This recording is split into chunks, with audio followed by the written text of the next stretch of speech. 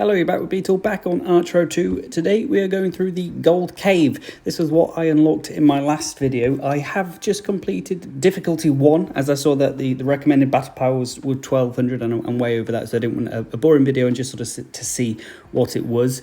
It seems like a really good way to actually earn some gold, so I'm going to be trying the difficulty level 2. Recommended battle power is 2400. I think I'm still way over that, so we'll see if we can maybe do a couple of levels in this video. Just before we jump into that, I'll just show you my character. So I have managed to unlock the beam staff rare, and I'll get an upgrade there whilst I can, level 6. All of my gear actually now is beyond fine, so mostly rare with 2 of these epics with the helmet and the boots. I'll just finish off some of these upgrades just whilst the green arrows are showing me that I do have these available. With the scrolls, wow, I've actually got quite a few, and so yeah, really good progress with the equipment wise. Yeah, really happy with that. I've got the rare beam staff, still need the rare bow, or I'd actually be really happy to try and unlock another weapon. I have seen that there are other weapons out there beyond the beam staff and the bow, so hopefully I will unlock one of those at some point. But as you can see here, approaching 5,000 or close enough in terms of my battle power, so good progress there. I've still got a bit of money left. Let's get a few more of these collectibles.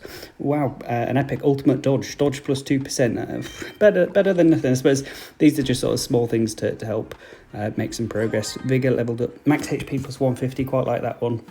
Even though I think it's a common, it did increase my battle power a bit more than the epic. Super Iron Wall, collision damage reduced by 16. Again, battle power flying up. Now we have actually crossed the 5,000. And yeah, let's jump into the Gold Cave, difficulty 2. See if we can get a bit of gold. That'll obviously help getting a few more of those collectibles and upgrading my gear when I can. So defeat 10 waves of relentless enemies. So the difference between this and the normal sort of chapter mode is you don't get any skills within your upgrades. So you can only sort of go with the power that you have with your character. You don't actually upgrade the roulette and spins that you get. As you can see here, gems, scrolls, and gold.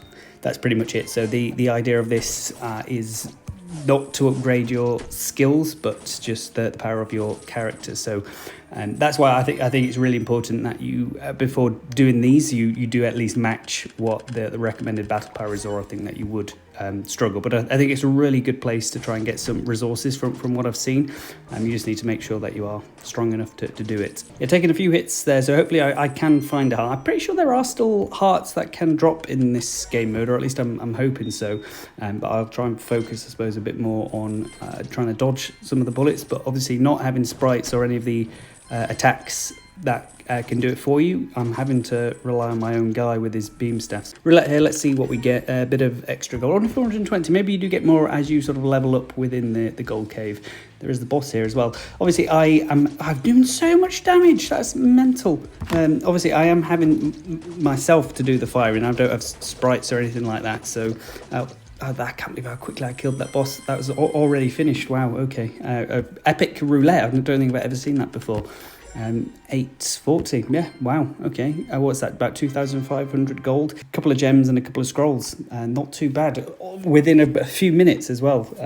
Let's see if we are able to go into difficulty 3. That's still recommended battle power 3,600. So let's jump into this. I'll just watch the other and go through this one. There we go. Let's jump into difficulty number 3.